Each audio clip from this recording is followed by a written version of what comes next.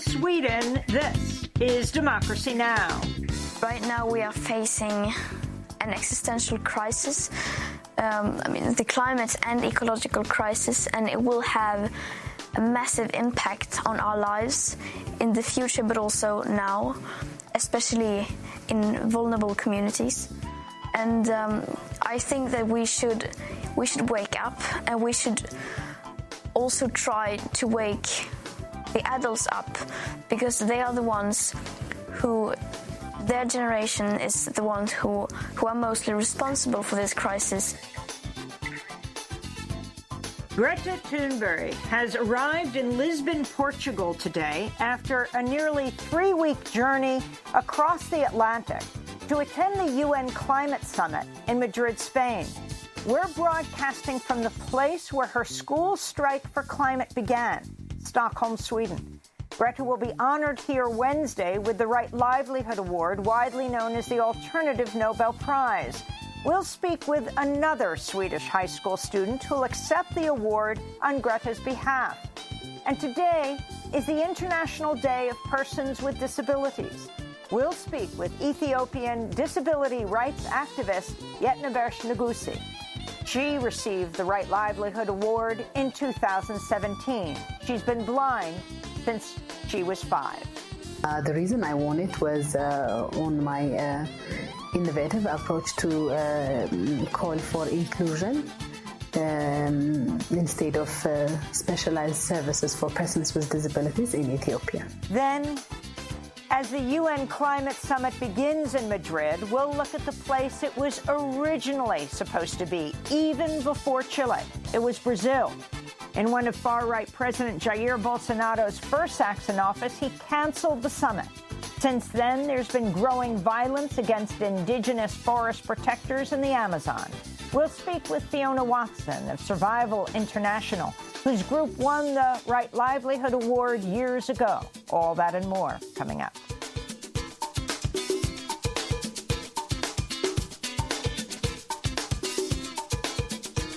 Welcome to Democracy Now!, democracynow.org, the War and Peace Report. I'm Amy Goodman. We're on the road in Stockholm, Sweden. The Washington Post reports House Democrats are debating whether to extend the impeachment inquiry against President Trump beyond the central allegation that he withheld military aid from Ukraine in order to pressure the Ukrainian president to investigate Trump's political rivals, the Bidens. Members of the House Judiciary Committee are reportedly considering drafting articles of impeachment that would also include obstruction of justice and other high crimes outlined in Special Counsel Robert Mueller's report. The lawmakers are also considering including articles of impeachment charging Trump with trying to profit off the office of the presidency. The Intelligence Committee is scheduled to vote today to send its final report on Ukraine to the House Judiciary Committee. President Trump again lashed out at the impeachment inquiry while speaking to reporters in London during a NATO summit today. Trump also began the 2-day NATO meeting by criticizing French President Emmanuel Macron, who had suggested European states could no longer rely on unwavering support from the United States.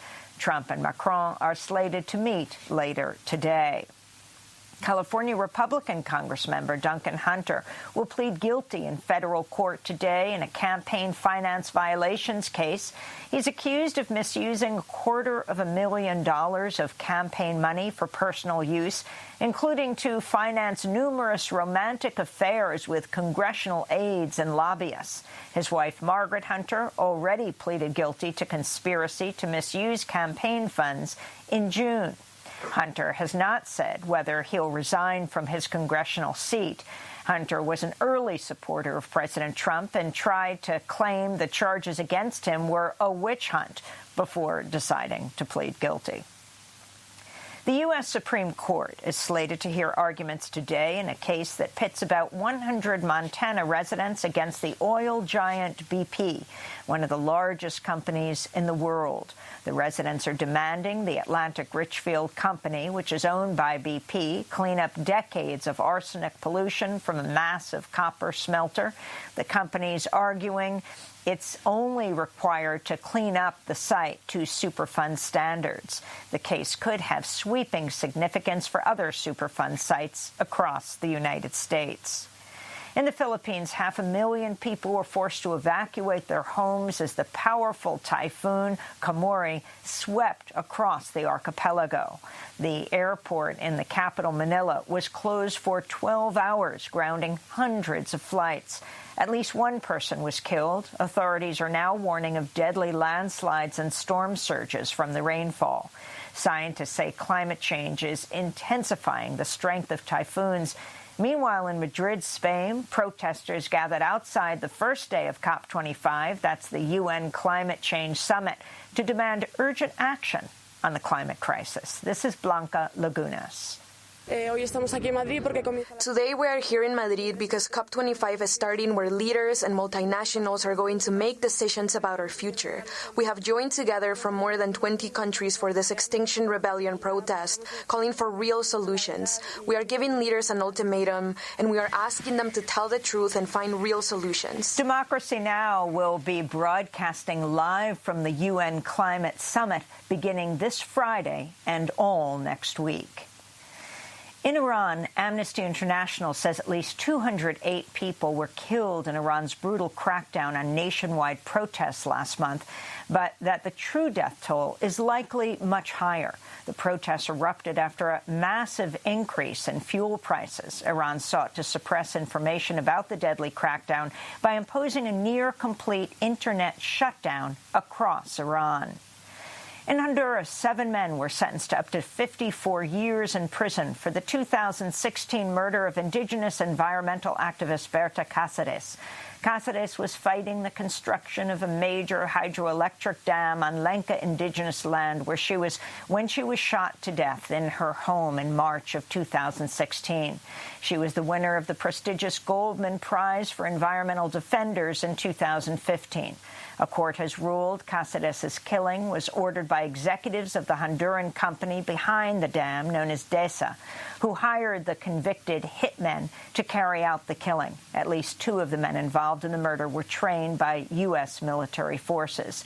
This is Berta Cáceres' daughter, Berta Zuniga Cáceres, speaking outside the court in Tegucigalpa. The road to justice does not end here for us because impunity will not end with the sentence for the main perpetrators of the crime. We continue to demand integral justice, including all people involved in this crime, to be tried and put away. Honduras is one of the most dangerous countries in the world for environmental activists and land protectors, with at least 24 environmental leaders killed since March 2015. In more news from Honduras, the TV host Jose Arita was murdered last week in the northern coastal city of Puerto Cortes, shortly after the broadcast of his nightly political show, The Hour of Truth. 4 unidentified individuals in a car shot at Arita outside a convenience store, killing him instantly. Their motives unknown. The Honduran College of Journalists says over 80 journalists have been killed in Honduras since 2001, and at least 8 in 2019 alone. The murders, many of them, are unsolved. In Guatemala, another former top military official will be tried for genocide and crimes against humanity committed during the 36-year U.S.-backed Dirty War, which killed over 200,000 people, mostly indigenous Mayans. Luis Enrique Mendoza Garcia was a military operations chief under now-deceased military dictator Efraín Ríos Montt. He'll be tried in March for his involvement in an operation that killed over 1,700 Maya Ixil people and displaced thousands more in the early 80s. Mendoza Garcia is the 4th top military official indicted in less than a week after 3 others were also charged in a separate genocide case, also involving the Maya Ixil community. The White House has quietly released $105 million in military aid to Lebanon after months of unexplained delays. Top lawmakers have been asking the White House to explain why the military aid was not delivered earlier, despite having been approved by Congress and supported by the Pentagon. Some lawmakers have compared the delay to the withholding of military aid to Ukraine, which is at the center of the impeachment inquiry. Although there are no allegations, President Trump sought favors from Lebanon. Multiple women are demanding Prince Andrew testify in U.S. court about the sex trafficking he witnessed in the home of serial pedophile Jeffrey Epstein. As an American woman who says she was trafficked by Epstein and forced to have sex with Prince Andrew when she was 17, gave an explosive interview on the BBC.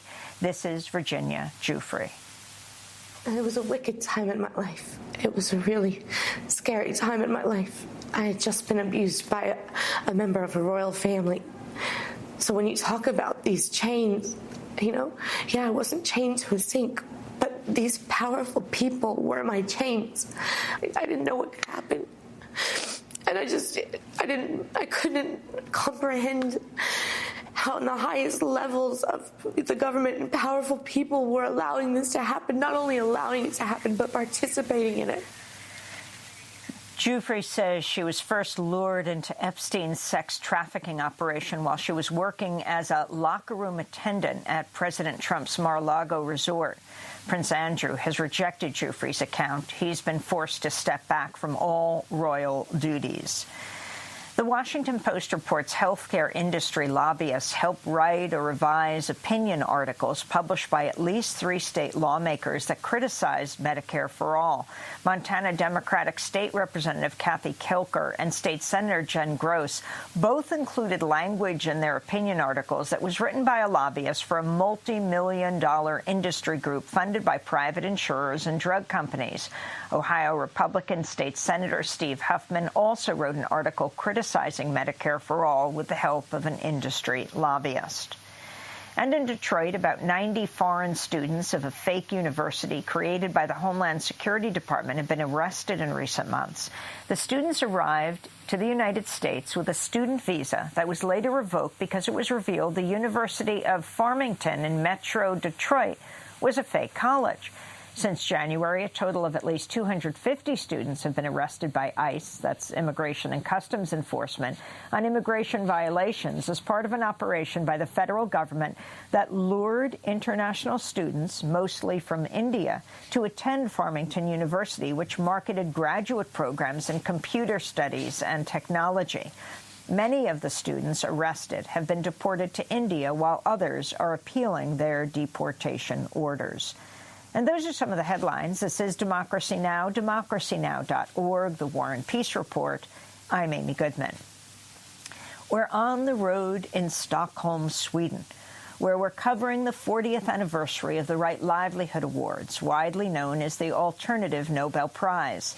This year's award recipients include 16-year-old Swedish climate activist Greta Thunberg, whose school strike for climate started right here in Stockholm, where she began standing outside the Parliament building every school day to demand bold climate action more than a year ago, when she was 15.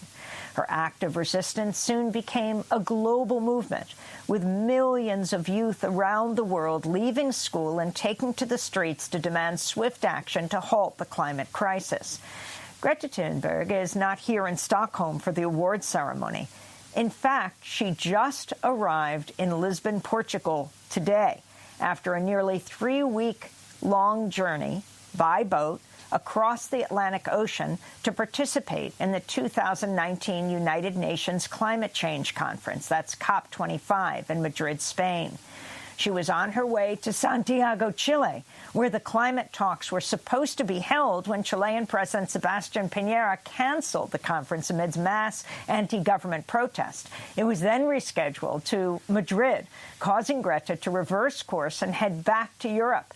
Greta and her father, Svante, sailed aboard the 48-foot catamaran La Vagabonde, refusing to fly because of the high carbon footprint of air travel.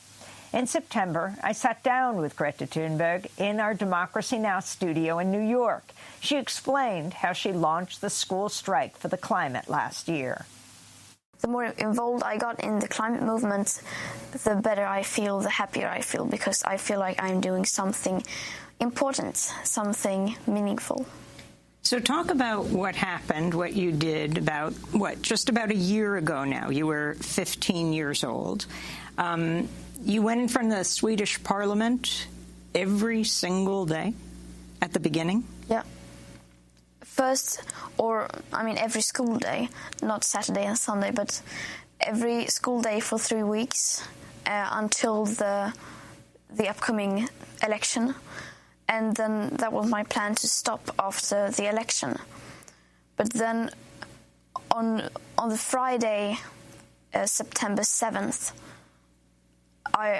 that's when Fridays for Future started, because then I thought, why not continue? Why stop now when we are actually having an impact? So then I and some other school strikers thought that we should go on, and we should call it Fridays for Future, and we should be on Fridays. That's 16-year-old Swedish climate activist Greta Thunberg speaking earlier this year in Democracy Now! Studios in New York. Right now, we're in Stockholm, where she began her activism. The Right Livelihood Awards ceremony is taking place here on Wednesday.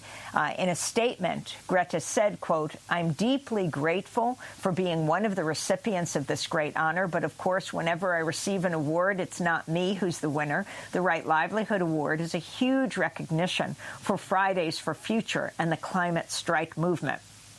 So we're joined right now in Stockholm by El Jarl, a climate activist who's marched with Greta Thunberg here in Stockholm. She's an 18-year-old high school student who began participating in the climate protests last December.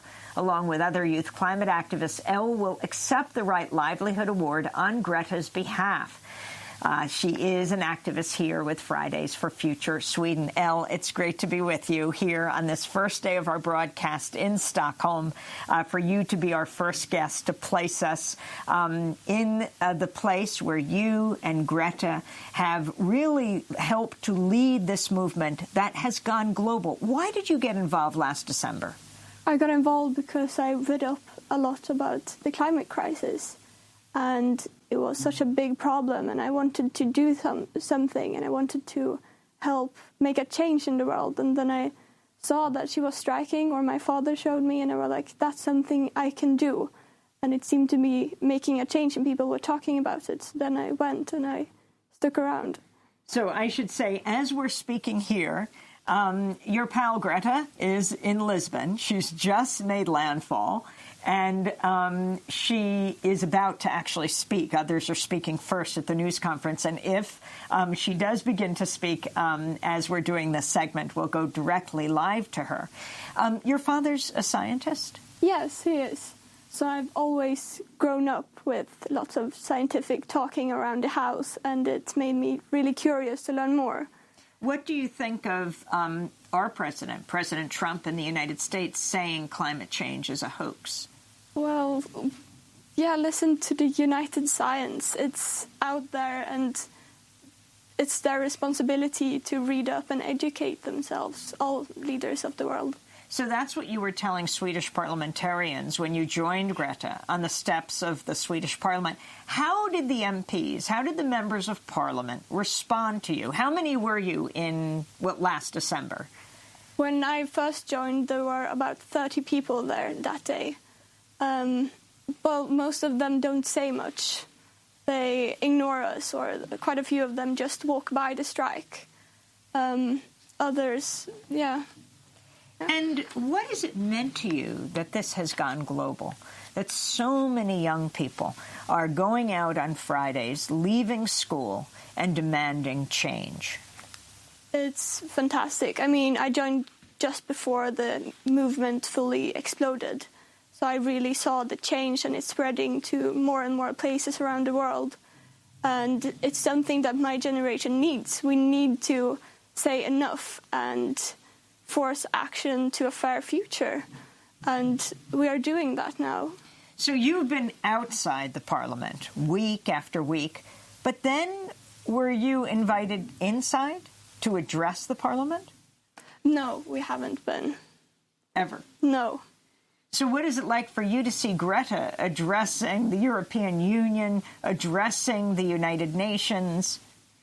It's really powerful that we are just teenagers, but we manage to speak to all these people, world leaders, and hopefully make them listen and make them change. And I hope that COP25 will manage to do something important. I want to turn right now to the opening of the UN Climate Summit in Madrid. Will you be going there, by the way, to the summit? I sadly will not be going. This is Antonio Guterres, who is the UN Secretary General. What is still lacking is political will. Political will to put a price on carbon. Political will to stop subsidies on fossil fuels. Political will to stop building coal power plants from 2020 onwards. Political will to shift taxation from income to carbon, taxing pollution instead of people. We simply have to stop digging and drilling and take advantage of the vast possibilities offered by renewable energy and nature-based solutions. That's Antonio Guterres speaking in Madrid, Spain, at the beginning of the UN Climate Summit. What message do you have for world leaders? Listen to what the science is saying. We need to drastically reduce our carbon footprint and take care of our environment. It's your responsibility to do that and not put it on us. We can't wait any longer. And what will you be saying at the Right Livelihood awards ceremony tomorrow on Wednesday? Well, we will, of course, we are very grateful for this, but we need politicians to take action, and we will keep fighting. And yeah, that's what we will say. You helped write an article, an op-ed piece? Yeah, together with the Right Livelihood and Fridays for Future Sweden, we wrote a debate article about Sweden and the politics we are having now. Mm-hmm. And what did you say in it? That we are really far away in Sweden from the goals or where we need to be to reach the Paris Agreement And what are you demanding specifically should happen in Sweden? We need to reduce all of our carbon emissions, and we need to create a fair change and help everyone change their jobs to more environmentally friendly. I wanted to turn right now back to Greta Thunberg in the New York studios, and when I asked her about her message for young people. The message to the young people of the world is that right now we are facing an existential crisis. The climate and ecological crisis, and it will have a massive impact on our lives in the future, but also now, especially in vulnerable communities. And I think that we should wake up, and we should also try to wake the adults up, because they are the ones who, their generation is the ones who are mostly responsible for this crisis, and we need to hold them accountable. We need to hold the people in power accountable for what they have been doing to us and future generations and other living species on Earth. And we need to get angry and understand what is at stake, and then we need to transform that anger into action and to stand together united and just never give up. So that's Greta Thunberg in our New York studio. When she first arrived in New York, when she first took a zero-emissions sailboat across the Atlantic to New York. I want to turn right now to Portugal, to Lisbon, Portugal, where a young climate activist is speaking before Greta addresses the crowd, where she's also just landed. My name is Beatriz. My name is Matilde. We are here in representation of Fridays for Future in Portugal, Greve Climática Estudantil.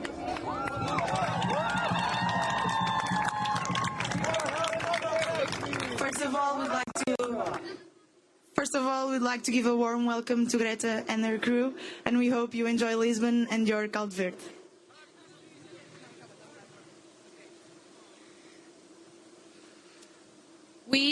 I'm here to present Greve Climática Estudantil, and, we are a youth movement that fights for climate justice. We fight for climate justice because our house is on fire. And because our house is on fire, we've organized and striked for the climate together with thousands of students many times this year. Our demands are simple. In Portugal, we need to reach carbon neutrality by 2030. We need to keep fossil fuels, including gas, on the ground. We need to provide clean energy for all. And we need to cancel new airport projects, Montijo included. Because we need a system change, not a climate change. We are still far from winning. We know that change disturbs the ones in power. They tell us our country's ambitions in climate policies, but we know it isn't. They tell us they are doing what they can, but we know they're not. But we also know that this is the struggle of our generation, and we will not give up. We all have raised like a wave to demand climate justice for all. And we need everyone to join us. If we lose, everybody loses. Now we are, like Greta, heading to COP25 in Madrid. We'll meet with thousands of other climate activists from many countries, including the Global South.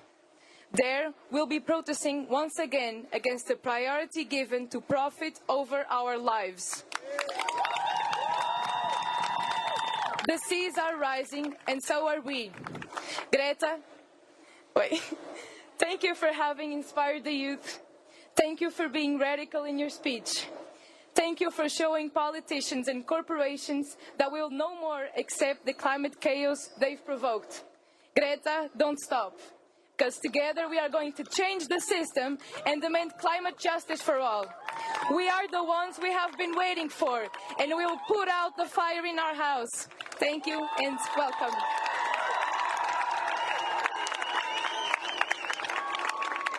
Now we have a brief remark, because social justice is climate justice. We have a brief remark from Abel Rodrigues from Amazonia. Thank you, everyone. Hello, Greta. Welcome to Lisbon. Hello, everybody. So my name is Abel Rodrigues. I'm from Amazon rainforest.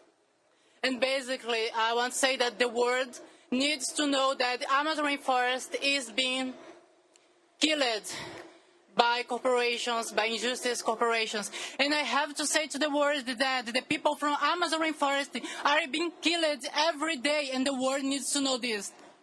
I want to say very thankful to Greta to be the biggest and most active voice in this battle. And I want to ask for all of you, we need to save Amazon rainforest, please. Please. Thank you, everyone.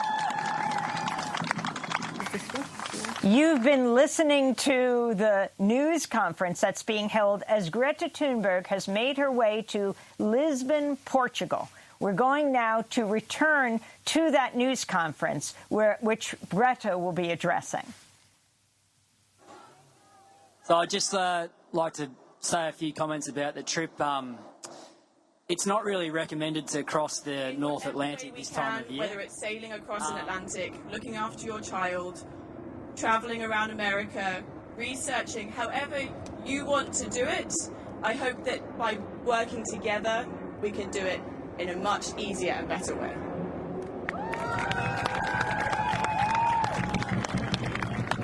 Thank you. Now, Greta Thunberg.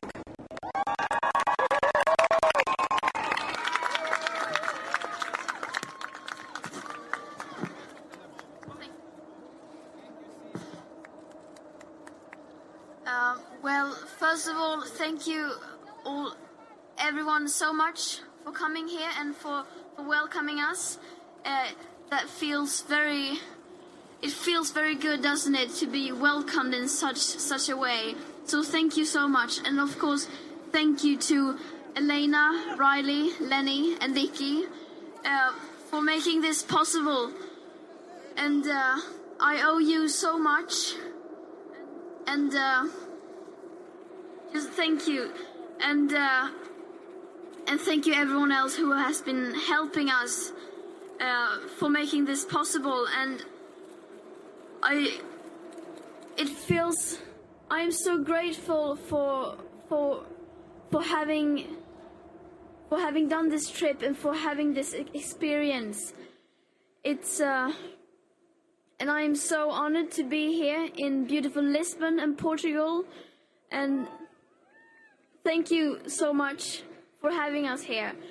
And also after a trip like this, for being isolated 3 weeks, for being in such a limited space with such limited things to do, you get very relaxed in a way. You are disconnected from everything and everyone, basically. And for coming into land, it is so overwhelming. So I think all of us are still a bit overwhelmed.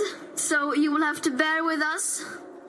And especially having all these people greeting you.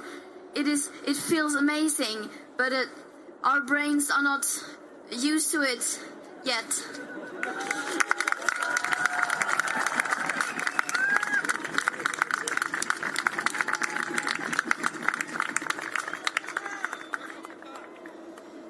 And it feels so amazing to be home back in Europe. I have been on quite an adventure, and we've all been on quite an adventure, and it feels good to be back. And of course, I, as well as the other climate activists, we will not stop. We will continue to do whatever we can.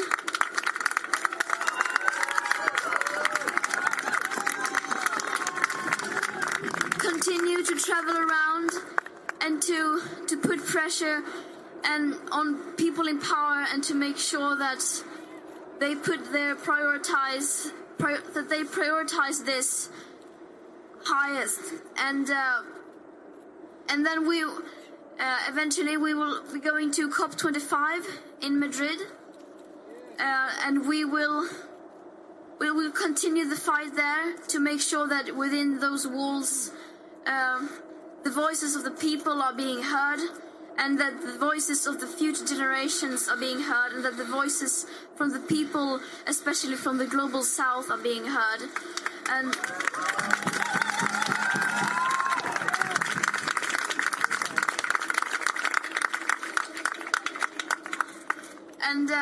I don't have much to say, just that we are facing a global emergency, and we need to see it from a holistic point of view, and we need to do everything we can. We need to work together to make sure that we secure future living conditions for humankind, and that we fight for not only ourselves, but for our children and for our grandchildren and for every single living being on Earth.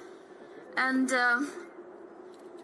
everyone has to do everything they can in order to make sure they are on the right side of history. Because in order to change everything, we need everyone. And I hope every one of you will get active and start fighting for your future as well. And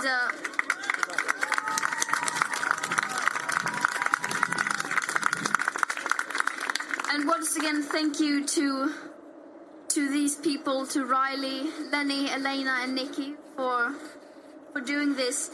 This trip has been great. Actually, I think we needed some relaxing time, all of us, especially me, some time to sort of think everything through and to relax. And now I feel good. I feel like I want to continue now. I feel energized and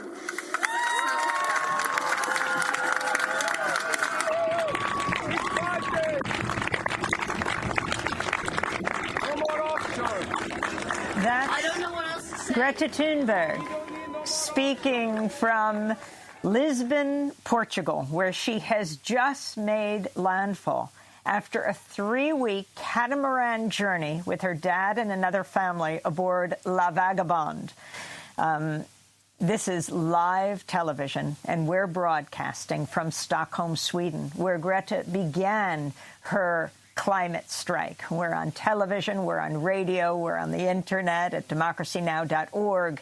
And I welcome you and your friends and family to join us on this journey as we are here in Stockholm, Sweden, where Greta began her climate strike more than a year ago. She will be winning the Right Livelihood Award tomorrow here in Stockholm.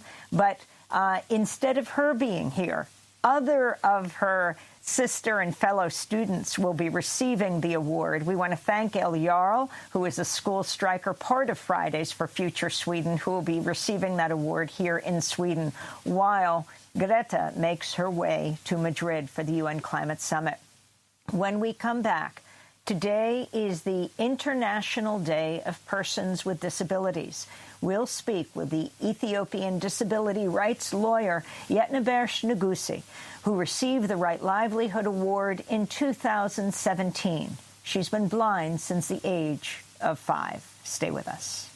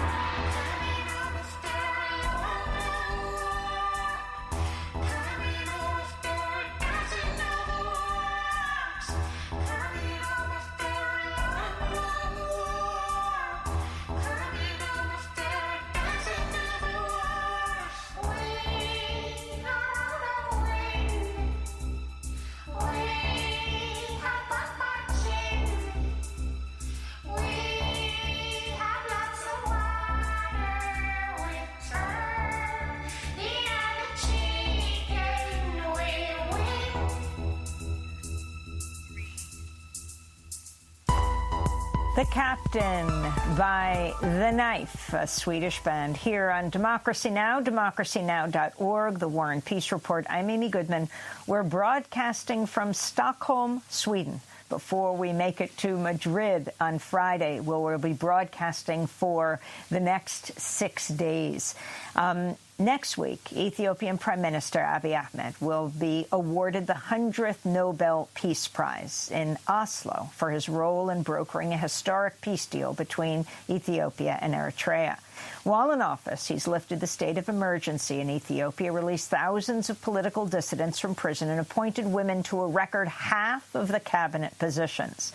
The Nobel Peace Prize is the one Nobel not awarded here in Stockholm, where Democracy Now! Is for this week for the 40th anniversary of the Right Livelihood Award, also known as the Alternative Nobel Prize. This year's Right Livelihood Award winners are Swedish climate activist Greta Thunberg, who you just heard as she made landfall in Lisbon, Portugal. Also, the Sahrawi human rights activist Aminatou Haidar. You'll be hearing her later in the week. Chinese women's rights lawyer Guo Jianmei. She won't be joining the Right Livelihood ceremony. And Indigenous leader Davi Kopanawa and the Yanomami Hutukara Association, which protect the Amazon's biodiversity and indigenous people.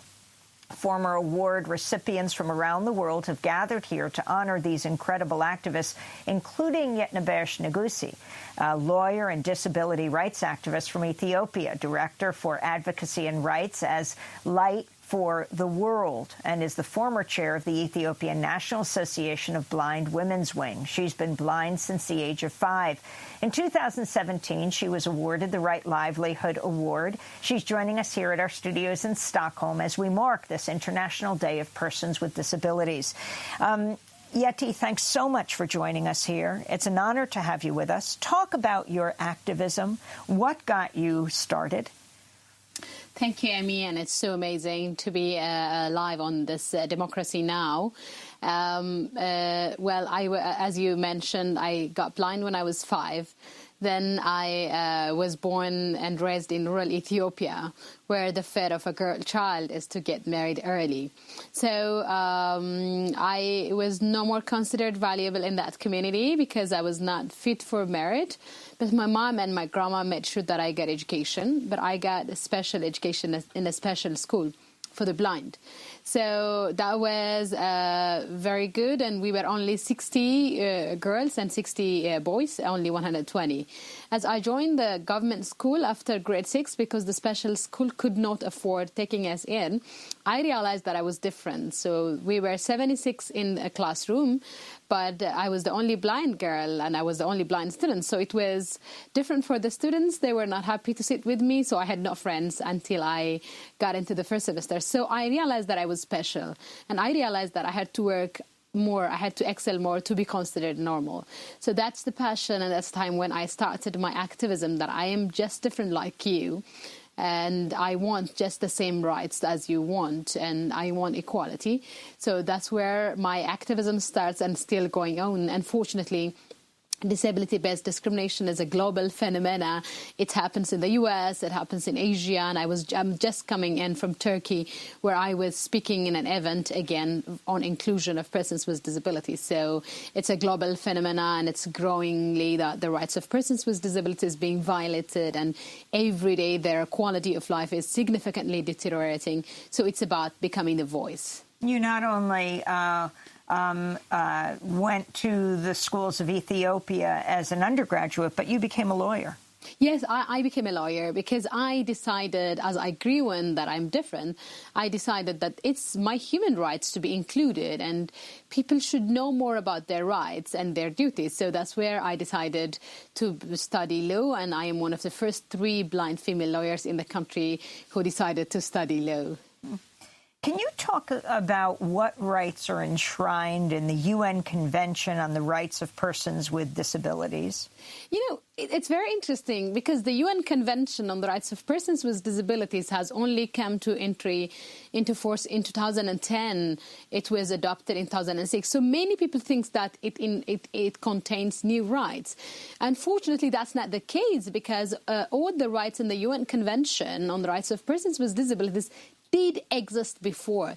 The problem is nobody took action on them. So it's the same rights which were enshrined in the Child Rights Convention, in the Convention on the Elimination of Discrimination Against Women. So it's all the same rights. No new rights are in the convention. So it's about all the rights that we persons with disabilities want are the same like others want. Like we want our rights to education, the same like other children. We want our right to health, our right to access to justice, a right to be kept free from violence, and everything. So one historical development or evolution that this convention has brought through is that it combines the human rights and the humanitarian law together because of its Article 11. So it's just human right as any other human being, but it gives a special emphasis, and it also guides us to how those rights can be a reality for persons with disabilities.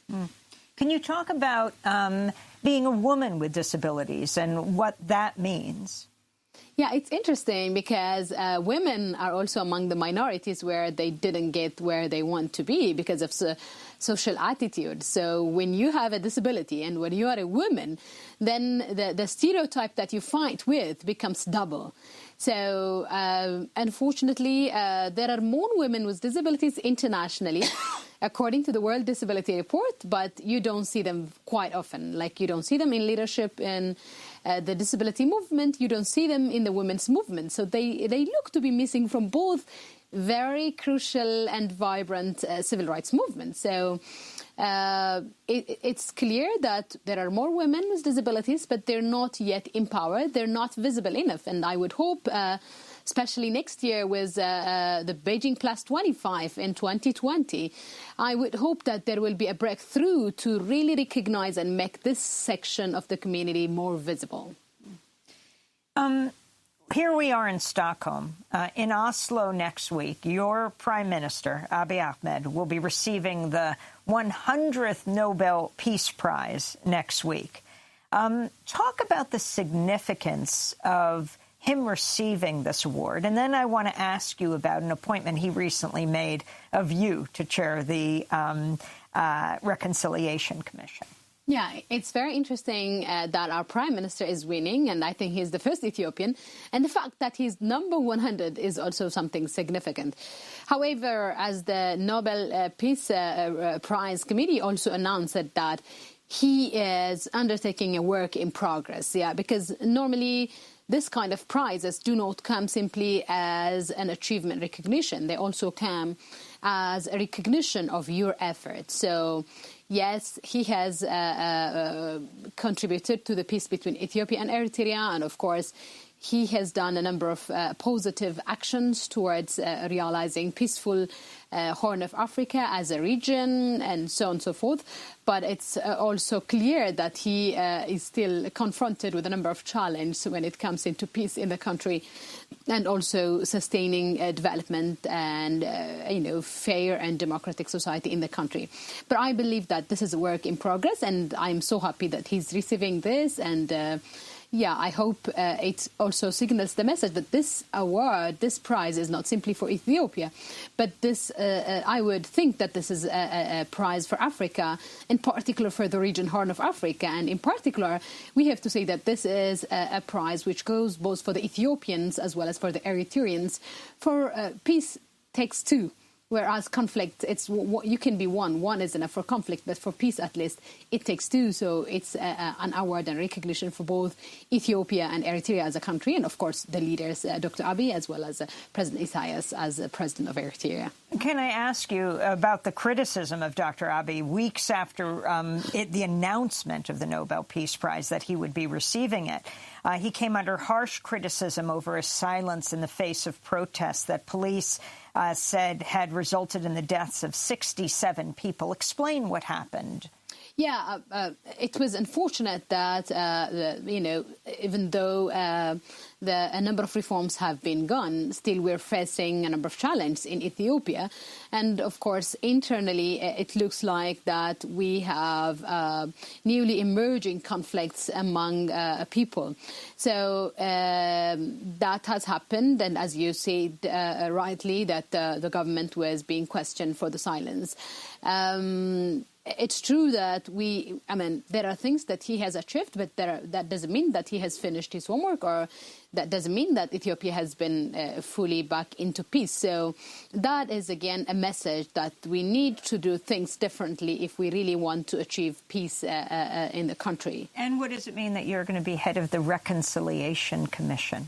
The Reconciliation Commission is part of a transitional justice, as you know, and it was formed last February, beginning of February. So the government has appointed around 41 commissioners, which I am one of the co-chairs to do. So with this reconciliation concept, we are supposed to serve four main purposes. First is to investigate what has happened in the past. Second is to recommend and also recognize victims who have suffered because of the injustice which has happened in the past. Third is, of course, making sure that common truth is created. And fourth is, of course, making sure that those kind of conflicts do not recur again. So the Commission is very infant and very new, and the reconciliation process itself in Ethiopia is for the first time. So we are undertaking a number of preparatory actions to make sure that we open up for receiving complaints from the citizens. Finally, Yetna Berish Academy, what is it? It's my own private school initiative. As I told you, I went to a special school because children with disabilities were not allowed then to go to regular schools. However, now with the education policy becoming open for children with disabilities to join regular schools, private schools were resisting to take in children with disabilities because they associate disability with poverty. So I decided that I become an entrepreneur, and I opened the first private school which can welcome children with disabilities because of the understanding that I believe that I'm just different like anybody. And finally, you talk about the importance of children with and without disabilities, or with different abilities, we'll put it that way, continually interacting. Yes, I believe that's the most natural way of teaching inclusion, because children are just innocent. They're just white papers. We are the ones who teach them who is higher, who is lower, who is different, and who is more powerful and who is less powerful. So if children play, grow and learn together, we don't have to do all the artificial work of inclusion, convention, and so on and so forth. So I believe that's a natural garden to teach inclusion. I want to thank you so much for being with us. I look forward to our public conversation tomorrow here in Stockholm. That will take place just before the major Right Livelihood Award event. And at that event, I will be speaking to Edward Snowden, not live in person, yes, live, but he is in political exile in Moscow, and he also is a previous Right Livelihood laureate. Yetna Beresh-Nugusi, I want to thank you so much for being with us, lawyer, disability rights activist from Ethiopia, director of the Advocacy and Rights at Light for the World. In 2017, Yeti was awarded the Right Livelihood Award. When we come back, as the UN Climate Summit begins in Madrid, we look at the place it was originally supposed to be, even before Chile, Brazil, where there's growing violence against indigenous forest protectors under the far-right President Jair Bolsonaro. Stay with us.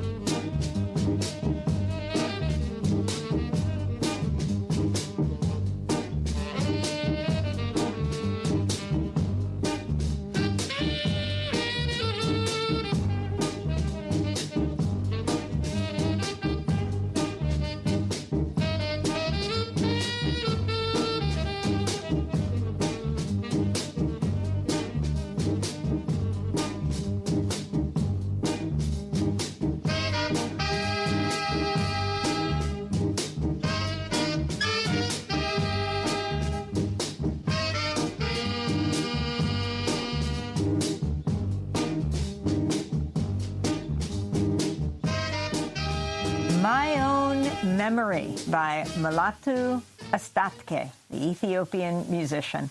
This is Democracy Now!, democracynow.org, the War and Peace Report. I'm Amy Goodman. We are broadcasting from the studios of Stockholm's Open Channel, Stockholm's only independent grassroots non-commercial TV station committed to free speech. The Open Channel here in Sweden carries Democracy Now! 4 times a day, and it's great to be with our colleagues here. Well, the United Nations Climate Summit, known as COP25, opened in Madrid, Spain, Monday. It's supposed to be held in Santiago, Chile, but the Chilean government canceled the summit amidst massive protests against economic inequality and austerity. But even before Chile, this year's UN summit was supposed to be held in Brazil. In one of far-right President Jair Bolsonaro's first acts in office, he canceled the summit.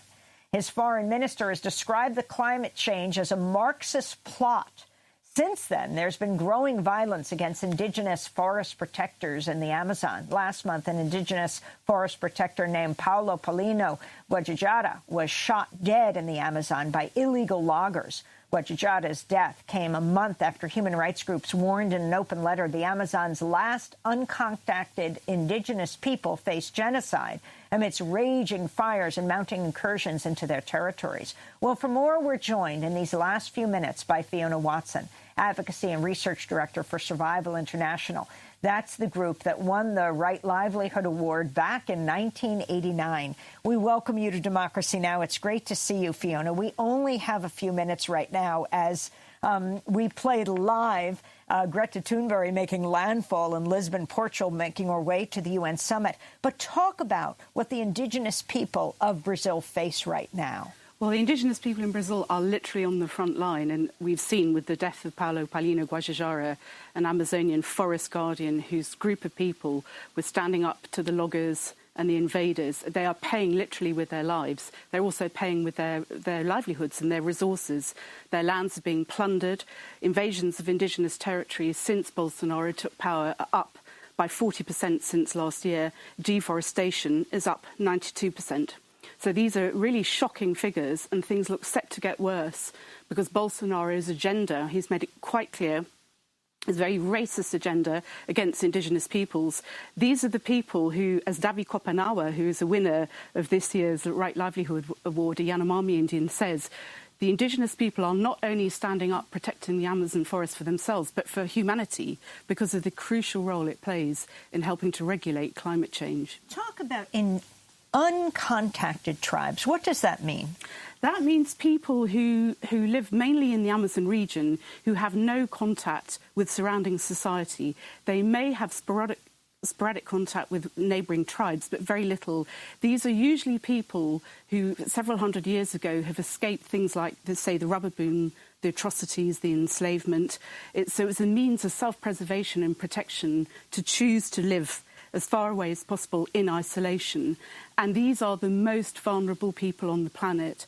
And under Bolsonaro, they are coming under increasing attack. We just heard a few days ago that the Indigenous Affairs Department of Brazil, FUNAI, has brought out a bill saying that employers who their field staff are supposed to protect indigenous peoples and monitor the territories of uncontacted will not now be going into territories that have not been recognised officially. That means at least 10 uncontacted groups are now severely at risk of attack. Can you talk about the significance of the Right Livelihood Award? Back when your group, Survival International, got it in 1989, and now this year, in fact, just after this broadcast, we're going immediately to interview Davi Kopanawa, who, together with the Hutukara Yanomami Association, are receiving the award this year at the big ceremony on Wednesday here in Stockholm. I think it's a very important award because what it does is it recognises people who aren't generally well known, who are working all around the world, grassroots communities, all sorts of people who are fighting for a better world, for social justice, etc. So by getting this award, it gives them a platform, an international platform.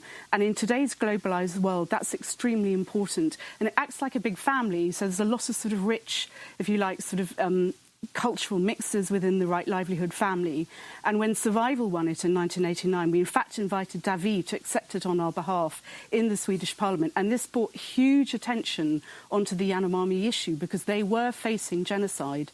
20% of their population died in 7 years in the late 80s due to a gold mining invasion and the diseases that the miners brought in. This was genocide, and it brought that issue to the public. And from that, after that, their land was recognised. And the significance of Bolsonaro cancelling the UN summit this year in Brazil. Now it'll take place in Spain, where we're headed in the next few days. I think that says everything. Here is a person, this far-right guy, who denies that climate change is happening, who has a very racist agenda, who calls indigenous peoples lazy, dirty, in the way of so-called progress. In fact, these are the people, I think, who are crucial to the future of our planet, who have this tremendous knowledge, and they are the ones who are standing up, fighting for a better world for all of us. We must support them. I want to thank you so much, Fiona Watson, with Survival International. The group won the Right Livelihood Award in 1989. That does it for our show. We'll be broadcasting from here in Stockholm for the next 2 days, then on to Madrid for the UN Climate Summit. Special thanks to Stockholm's Open Channel for hosting us here. I'm Amy Goodman. This is Democracy Now!, democracynow.org, the War and Peace Report. Thanks so much for joining us.